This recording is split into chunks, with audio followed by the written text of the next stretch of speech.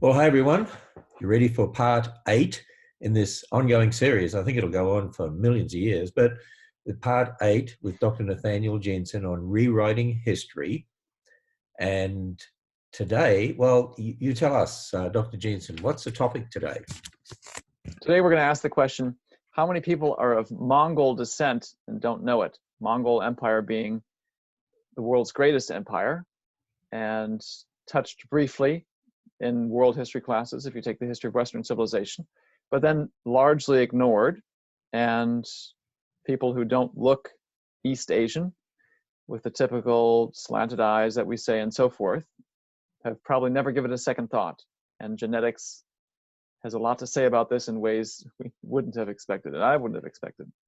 Well, this has really been a mind-blowing series, if I can say that, as we start to really think through looking at genetics, as you've done, the Y chromosome differences particularly, and showing relationships that I think people are starting to say, wow, and looking at some of the people groups, ethnicities we see today, and realize they're of recent origin. They just don't go back, as like we thought they did, sort of thousands of years or something like that. So this is the new history of the human race. And by new history, you're not rewriting biblical history, you're sort of rewriting people's perception of history, particularly in regard to people groups around the world. So this is absolutely fascinating. And so now we're going to get straight into part 8, and you can go to Answers in Genesis YouTube channel to be able to see all of this series. And we'll continue this series on into the future. So we'll have a part 9 and a part 10 and part 11 and a part 12. And we'll see how much further we can go on looking at all of this. So Dr. Jeanson, over to you for how many of you have Mongol descent and don't even know it?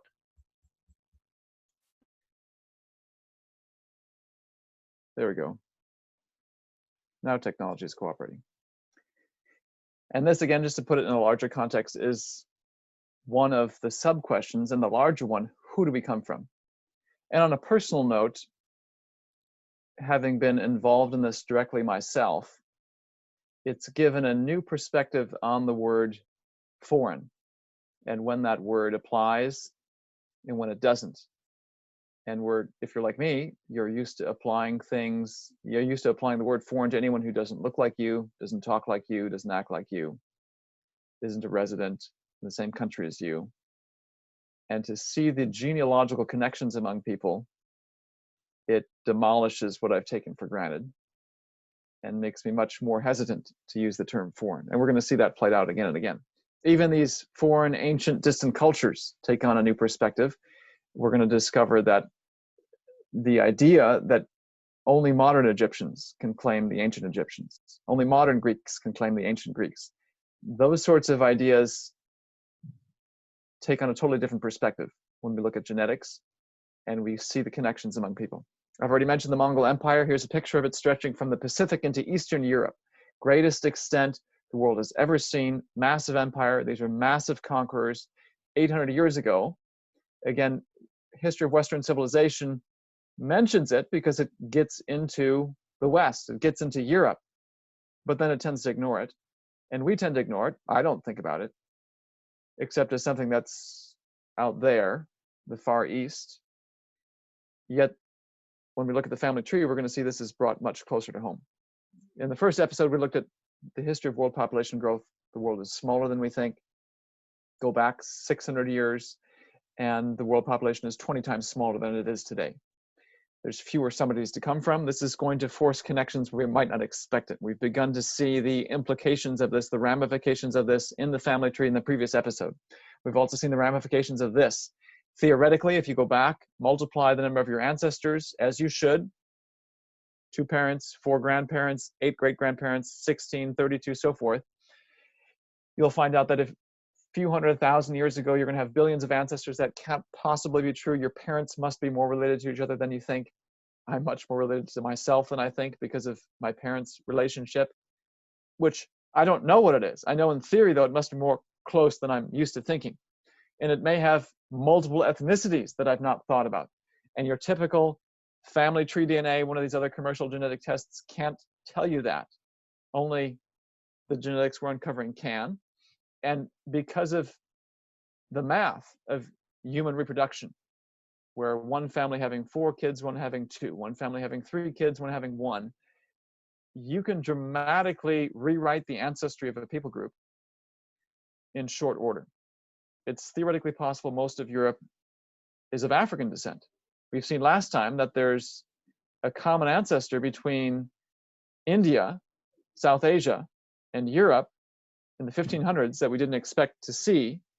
And today we're going to try to figure out why that's the case. Our family tree is shorter than we think, much more shallow than we think. It's the Y chromosome, or in simpler terms, it's the male inherited DNA that's the key. This is number one, because it's inherited only through one parent, so you can't dilute the genetic signal through DNA from the other parent.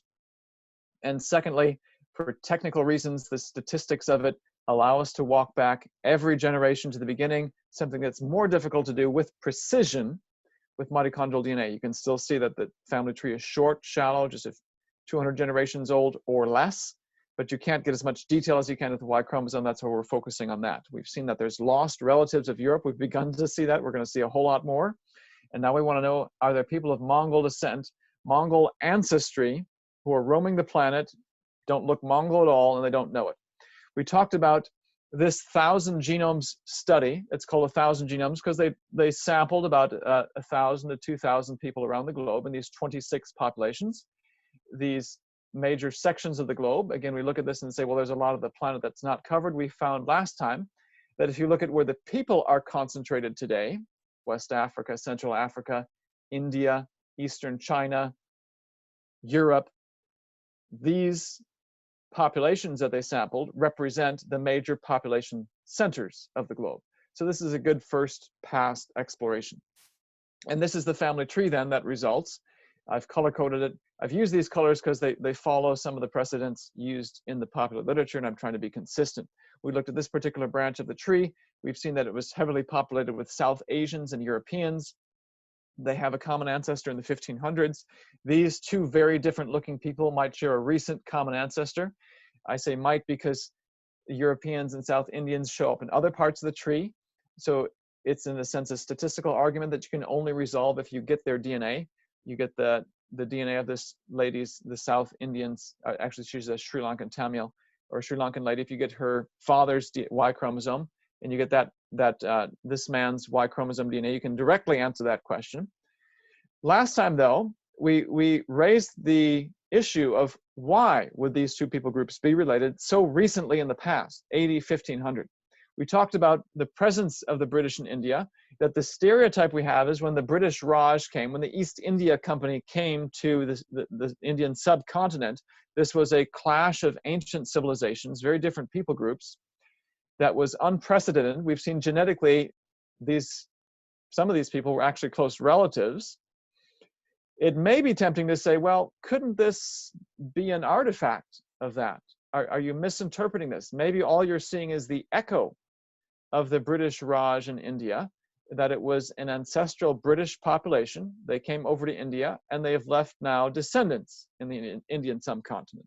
What I didn't tell you is that this particular branch of the tree represents 25% on average of people in the subcontinent.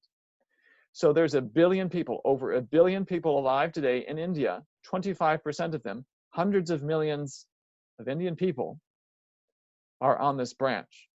So could it be that the British coming over in AD 1600, occupying territory there, ruling, were so active and intermarried so much that they could have given rise to 25% of the Indian population?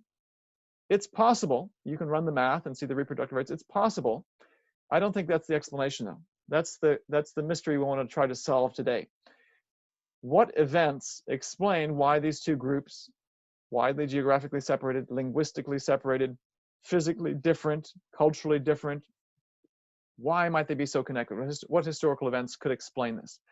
Well, to gain some more clues, I want to look at another study. So this study that I called the 1,000 Genomes Project was a narrow section of the world populace, narrow in its ethnic sampling. There's only 26 populations, but it was deep. They took about 40 to 50 men on average from each of these populations.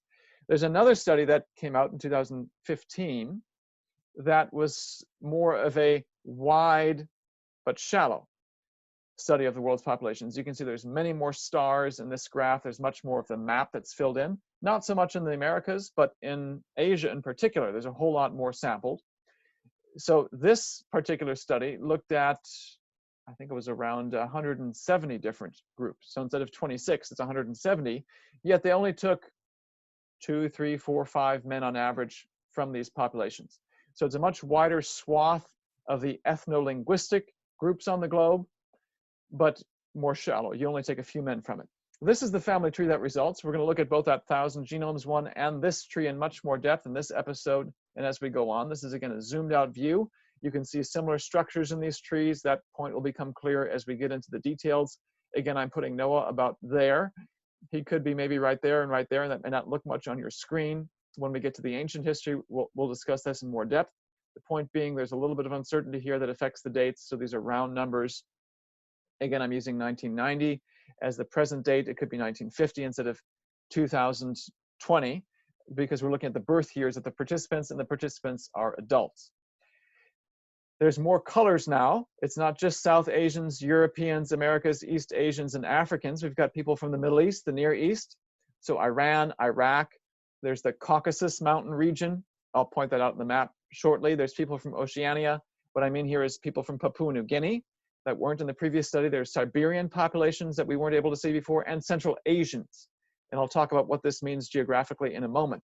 We can find the similar branch that we were talking about up here on the tree again. We'll find the same similar South Asian, European populations plus more. And they'll give us some clues as to the historical explanation for the connections. So down here again in gold are the European populations. Notice there's a Near Eastern, Middle Eastern one here as well. Here, those are some of the red ones. I'll zoom in here so you can see the specifics. In this neon green are the Central Asians, many of the stans, Kazakhstan, Kyrgyzstan, Tajikistan, many of the other stans that we don't think about, but that used to be part of the USSR. They're sort of in between China and Afghanistan, Pakistan, these other stans. So you can see then the other groups represented. Some in pink here, some of the Siberians ones. So let's zoom in and see specifically what I'm talking about. Here at the top, Central Asians. When I say Central Asians, it's some of the former Russian republics, the stans, like Kazakhstan. So there's a Kazakhstani man in here. Every branch represents a single male. There's Iraqi Jews present in red, so red because they're Middle Eastern. You can see again that the darker green being some of these South Asian populations, Bengalis from Bengal, Uttar Pradesh, Orissa. These are just sections of India, states in India, and men from these people groups there. Tajikistan in neon green. Cossacks are an Eastern European group. Tajiks, and I should say this particular study did a much broader sampling of these Eastern European groups that we don't typically talk about. They had a heavy emphasis in Eastern Europe that'll become significant momentarily. More Tajiks. Altaians are sort of northwest of China there, the Altayan Mountains, Siberian area. Kyrgyzstan here. You can see Assyrians near the Caucasus region. Ashkenazi Jews I've put in gold because they were residing in Europe when they were sampled. Balkars, a Near Eastern group. If we go on down, there's some more Jews, Mumbai Jews. They're in India though. More Tajiks, Circassians. This is again they were sampled around the Caucasus region. These are the mountains. Think Georgia, Armenia. Sort of if you go north from Iraq, I'll show you on the map shortly. Tajiks, Azerbaijanis, Iranians. You can see there's a whole sampling of peoples. If we go down to the gold part, Hungarians, Cossacks, Ukrainians. There's a whole bunch of Ukrainians in this group. Mordvins, Tatars, Cossacks. There's a whole bunch of people groups that we don't think about in Russia. Minority groups that aren't necessarily ethnically Russian. They're in the western part of Russia, the part of Russia we classify as Europe. You're going to see a lot of them here in this particular study. There's Swedish people. Samis are Scandinavians, very North Scandinavia, Central Russians, Ukrainians, Estonians, former USSR. Karelians are more Russians, a group in Russia. Komis are in Russia, Bashkirs, so forth. So that's the individuals who are present, a lot of unfamiliar people groups. But on the map, if we're talking about Europe and South Asia, there's a whole bunch here. So there's the Ukrainians, there's Belarus, Estonia, Latvia, Lithuania are right here. The The Sami peoples are up north, Scandinavia here. I mentioned the Swedes. I'm showing here the other populations that we saw in the 1,000 genomes, the British, the Spanish, the Tuscanis, the Finnish. There's a lot of people groups here. When I say Russia, the Komis, Karelians, they show up in this part of Russia. When I said the Caucasus region, those are the mountains down here. Armenia, see if you, here's Iraq, Iran. If you go north, there's a lot of people groups and languages that show up here for reasons that we might discuss in subsequent episodes. So last time we said there's a connection between Europe and India. And if you've taken Western civilization, the only thing that might come to mind is, well, there was this age of exploration. Various European countries went and tried to colonize the globe. The British came to India. So isn't that the most natural explanation for why there's this recent connection between the two? You might have to fudge about 100 years or so in the dates, but doesn't that make more sense? Well, what we've just seen is on that same branch are a whole bunch of people groups that geographically connect and lie between the two. So the Near East, and then the stans, the Kazakhstan, Uzbekistan, Tajikistan, Kyrgyzstan, those all show up right here, former USSR. And the Altai, the Siberian people group is right here. So it's, when I said Northwest China, these are the mountains over here. You can see that people on the same branches with Europeans and South Asians, they're geographically between the two. I can't think of any British exploration that goes into the stans, Kyrgyzstan and Tajikistan, Kazakhstan, that explains this. So that's one of the reasons why I don't think that's the explanation for why Europe and India are genealogically connected. Before we get into that, though, let's just stop and reflect. We've said the people of India are some of the lost relatives of Europe. So are people in the Near East and in the stans. The people you're seeing here on the screen have a good chance of being recent relatives. So I think of my relatives in terms of my immediate family. I think of Europeans, Caucasian-looking people like this man over here as likely in the family tree at some point. I rarely think of Middle Easterners, people from India, people from East Asia, Central Asia, as my relatives. Yet this is what the tree is saying. These are some of the lost relatives of Europe. The world is smaller than we think. Our family trees are more connected than we think. Racial or ethnic change can happen faster than we think. You see how different those people look. Our family tree is much more shallow than we think. Those are all the reasons. The first 6 episodes are the reasons why this is possible. It's just not something we'd expect. So what is the explanation? I think there's a fairly plausible explanation. I should state here, though, that this is research in progress. These explanations may change in light of the current evidence that we have. I think what I'm about to tell you makes sense of what we see. So just to have that little asterisk, this is, again, research in progress. By the time the book comes out, it'll be the state of affairs at that time when I write it. Here's what I think is the state of affairs right now. I want to highlight a geographic component in these branches of the family tree that has a role to play in how we think about why this came about. So I'm highlighting here Europe, from the Ural Mountains in Russia all the way over to Iceland. I want to break this yellow highlighted section of Europe into 2 parts, east and west. I want to call this the eastern part. So you've got Russia, maybe some of Finland, Sweden, a lot of the former USSR republics, Estonia, Latvia, Lithuania, Ukraine, Belarus, so forth. Poland, some of the Balkan Peninsula, Czechoslovakia. It's sort of a rough line there. I'm going to call that all that Eastern Europe. And then call this other half Western Europe, Germany, Italy, Spain, France, Portugal, UK, Norway, Iceland. Why do I break it up this way? Well, this particular branch of the family tree is present in Western Europe, British, so forth, only at 5%. If you look at Western Europeans generally, only about 5% of them or less on average show up in this particular part of the tree. Eastern Europeans, the Russians and those minority groups in Russia, 35%, a full third. So there's a pretty strong skewing, 7 times more concentrated in Eastern Europe than in Western Europe. So 95% of Western Europeans are not on this branch. A third of Eastern Europeans, you'll find them here. So if I were to draw this map again with these stars, a more realistic picture would be to emphasize the Eastern European part over the Western European part. And a more appropriate picture then to visualize who's related would not be to use a Western European individual, but more of an Eastern European individual. These people are close relatives, is what the family tree says. Okay, well, this is interesting. Eastern Europe, the Mongol Empire stretched from the Pacific and went into Eastern Europe, not Western Europe. It also reaches down into the Middle East, covers Central Asia. It connects a lot of these groups that we just discussed. Doesn't get into India, so there's a little question mark we have to add. But in terms of explaining the geography of this, okay, we seem to be along the right track. But how do we explain India? Why is Europe and India connected? The Mongol Empire doesn't seem to explain it. And if we think about the dates, this is the 1200s when these conquests happen. This is several hundred years before AD 1500. So are there any other candidate historical events to explain what we see? Well, one thing I've had to learn, because this isn't typically taught in history of Western civilization, is that after the Mongol Empire, it's split up into four major khanates.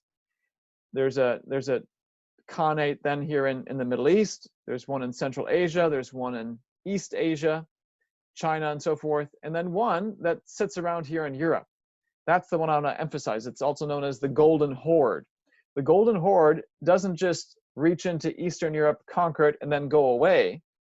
They're hanging out here and ruling for 200 years. So the major Mongol Empire, think of it as stopping maybe around 1300. For 200 years, the Golden Horde there is present. These Central Asians, East Asians, the Mongolians are present here in Eastern Europe. Then what? Well, what's the origin of modern Russia? I'm going to show you here. There's a lot of colors on the screen. I want to emphasize the green aspect with some dates. This is showing you the progress of Russian expansion, primarily post-1500, that gave rise to the Russian state as we're used to thinking about it today. And the various shades of green represent stages of the expansion. Let me give you the dates for this. So the earliest parts here are dark green around Moscow, what we know as modern Moscow. By 1505, the Russians were beginning to push out the Golden Horde, push out these Mongolians, and conquer territory that would become modern Russia. By 1505, they'd reached that extent, right here, that border.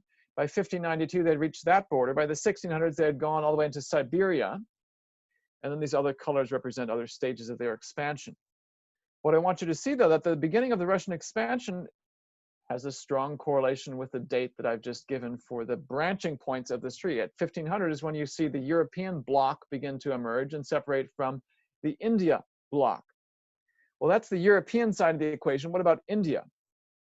If we think of the present state of India and go backwards in time, so India is an independent country. It achieved its independence from the British Raj in the mid-1900s. Well, what happened to the British before the British Raj? When the East India Company landed on the Indian shores, who did they encounter? Well, the empire that was ruling India at that time was the Mughal Empire. What's the Mughal Empire? It's a word that's derived from the Persian word Mughul. The Persian word Mughul is the Persian word for Mongol. And the reason it's called a Mongol Empire is because the Mughal Empire was started by Mongols who came down from the north. Guess when? The 1500s. Started in the early 1500s, came in, went out, came back. How interesting that the Mongols are being pushed out of Russia and into India right around this time.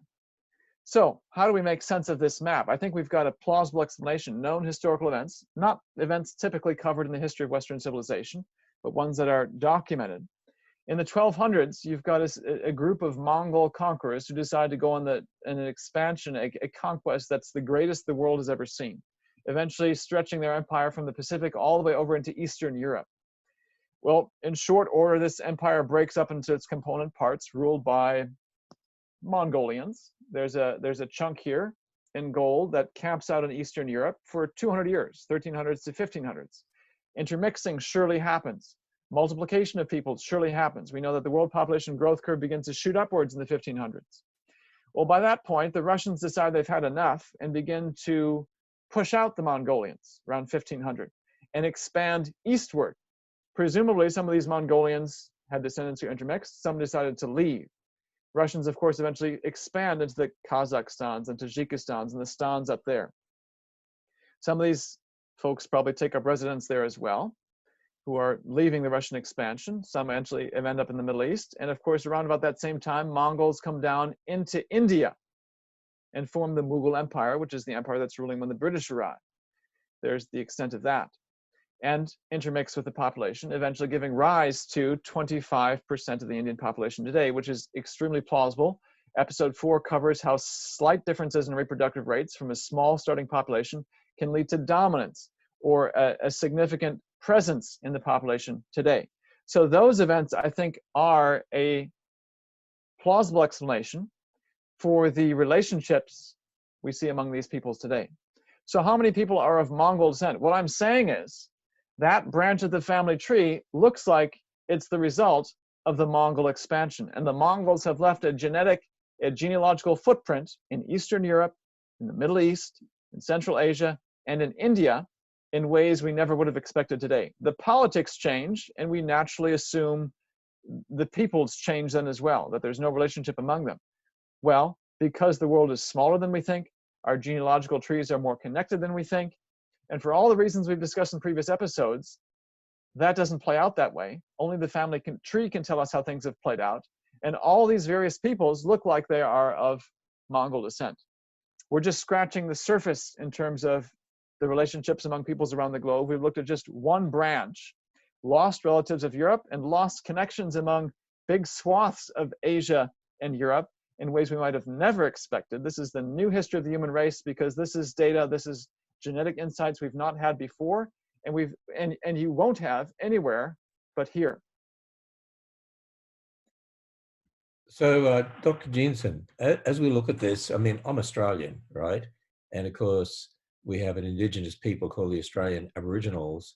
Has any genetic work been done to trace their ancestry and when they may have come to Australia? And is that in any future episodes? Yes, what we're going to discuss in next week is the history of Western Europe. So we can see here that the connection between Europe and India is heavily concentrated in Eastern Europe.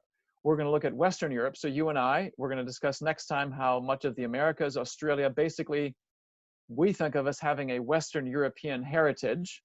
What does that mean? Who do Western Europeans come from? And is it even right to talk about the Americas as being of Western European descent? Who came after Columbus? So we'll focus on that in subsequent episodes. This will naturally lead into, for reasons we'll discover, the pre-Columbian history of the Americas, which raises the question of what does it mean to be indigenous? And then after that is when we're going to get into the question of what does it mean to be indigenous? How do we answer that question around the globe? What about indigenous Australia, Papua New Guinea, China, Africa, especially sub-Saharan Africa? Are there any indigenous Europeans? When we talk about Europeans, we're talking about a geographic entity, but when we talk about genetic heritage, genealogical heritage, can we even answer that question? So we're gonna hit all of those regions of the globe as we go forward and move from the present era backwards in time to the beginning. You know, I was thinking, you know, when people look at what you're saying and they say, but wait a minute, could you really have people in someone's ancestry that seems to, on the outside, look so different from them, although the differences aren't that major anyway. The difference is really quite minor.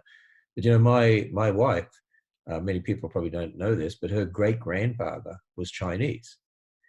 And you would never know that looking at her, that her great-grandfather was Chinese, came from Canton in China.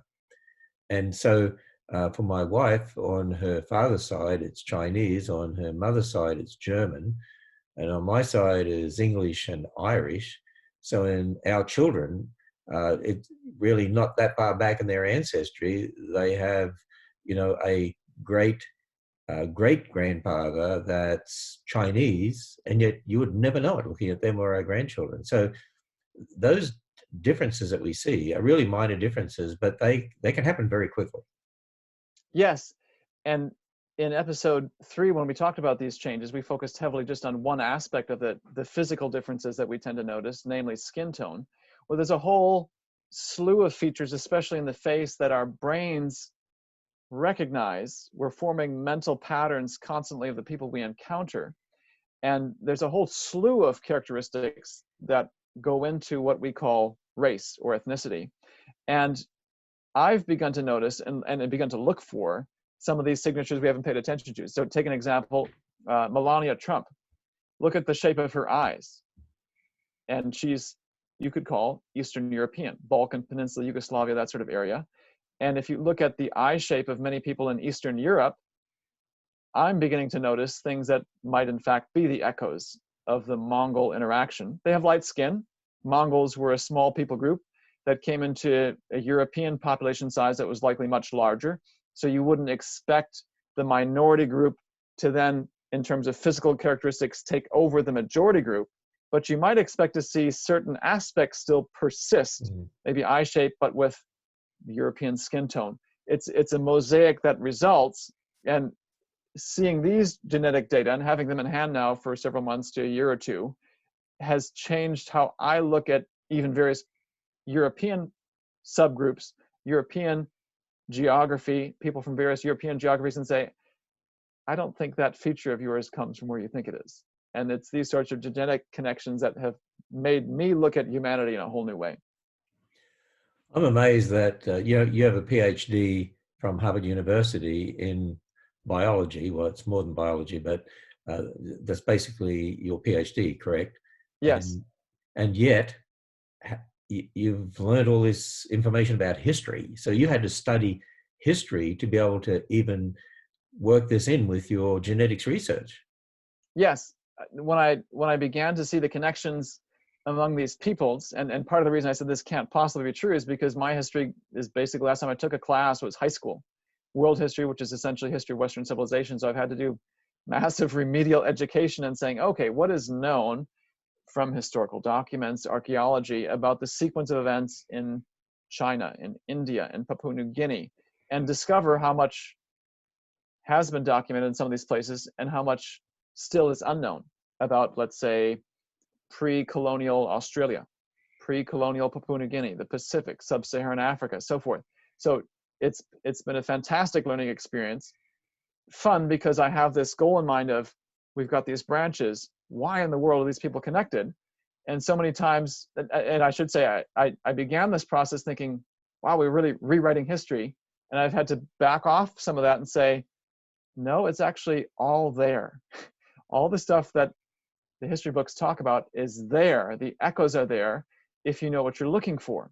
And this to me is a testament to the power of the young Earth timescale. You see these events, the dates I'm giving are only manifest, they're only calculable if you have a 4,500 year framework. Those points on the tree get totally different dates. And outside the realm of history or civilization, if you view it through an evolutionary lens of 200,000 years, they don't see these effects of history. And so the fact that we can see these events of history echoed in our DNA, that it makes sense, is itself a testament that this is real history.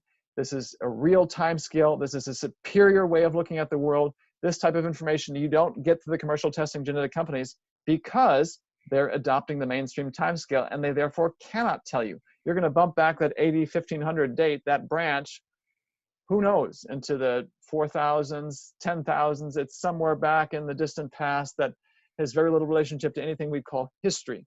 So what we're seeing is only possible because we have the biblical framework through which to interpret the data. And then when we line it up with history, even evolutionists would accept. No evolutionists would deny the Russian expansion, the 1500s, the Mongol, the Mughal Empire in India. This is all stuff they'd say, yeah, that was true. And then when I say, look, here it is in genetics, wait, what?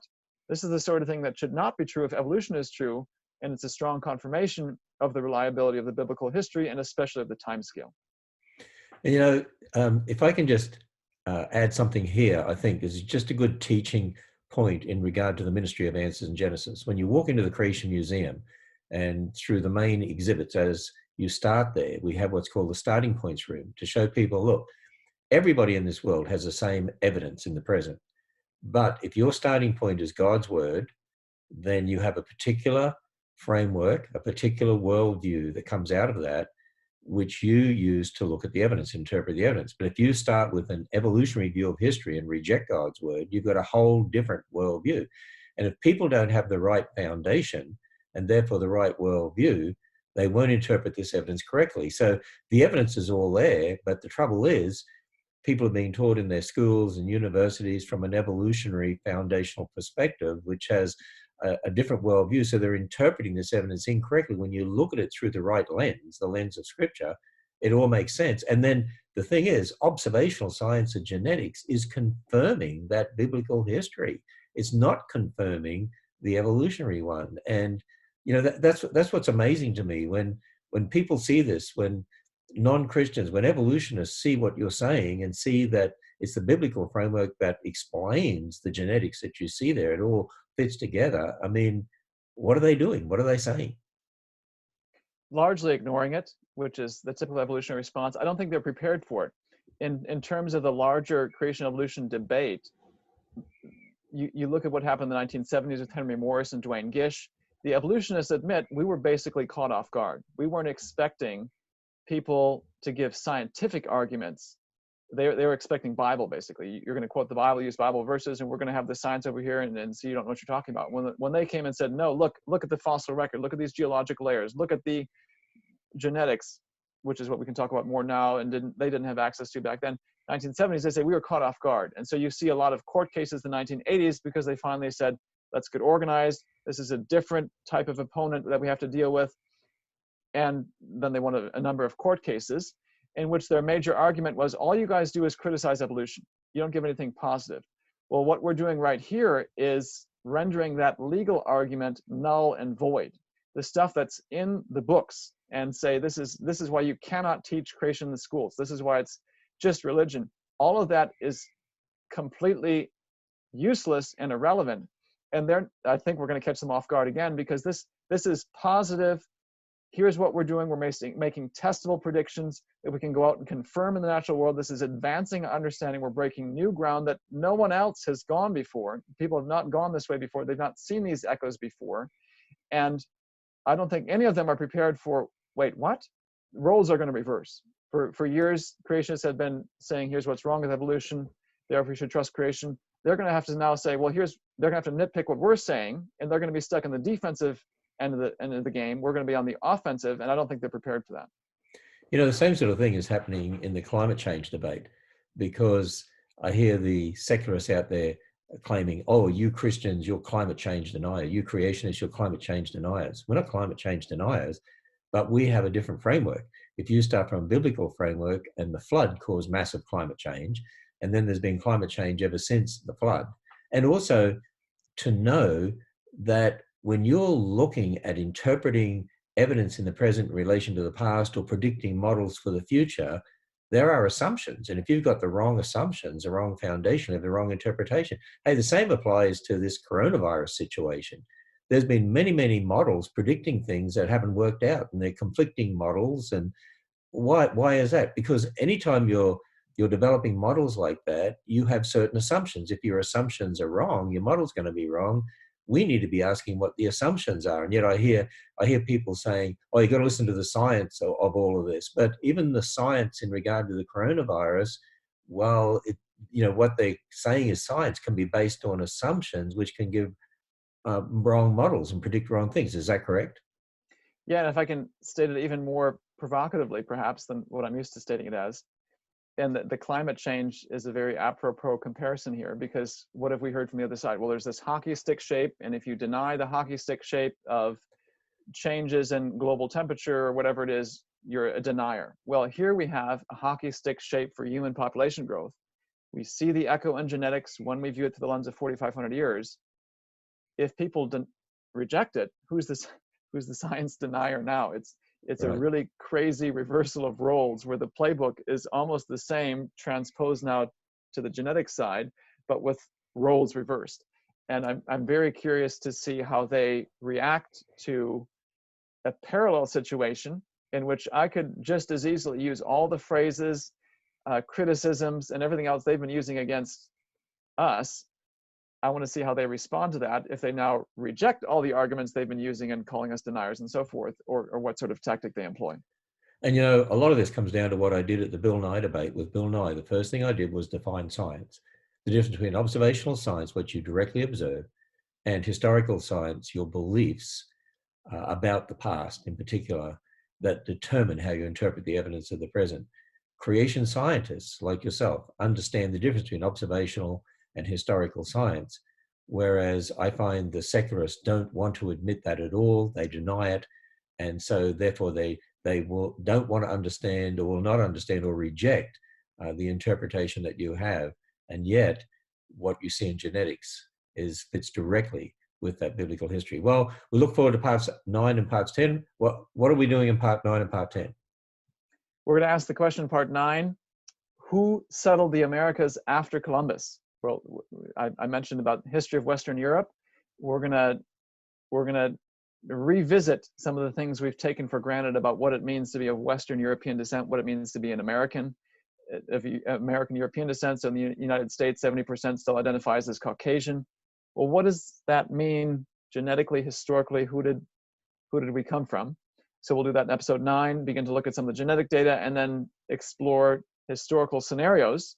And I don't want to give away too much here because there's some mysteries that we're going to have to solve. Again, really shocking, crazy things that no one would have thought, that cast how we think about ourselves and who we came from in a dramatically new light. Okay, well, we look forward to part 9 and part 10. And for those who want to view all the parts in the series, they can go to the Answers in Genesis YouTube channel. We have a playlist there, and you'll be able to go back and watch them all again. And really looking forward to the book coming out in 2021. Thanks, Dr. Jeanson, and we look forward to seeing you next week for parts 9 and parts 10. Thank you.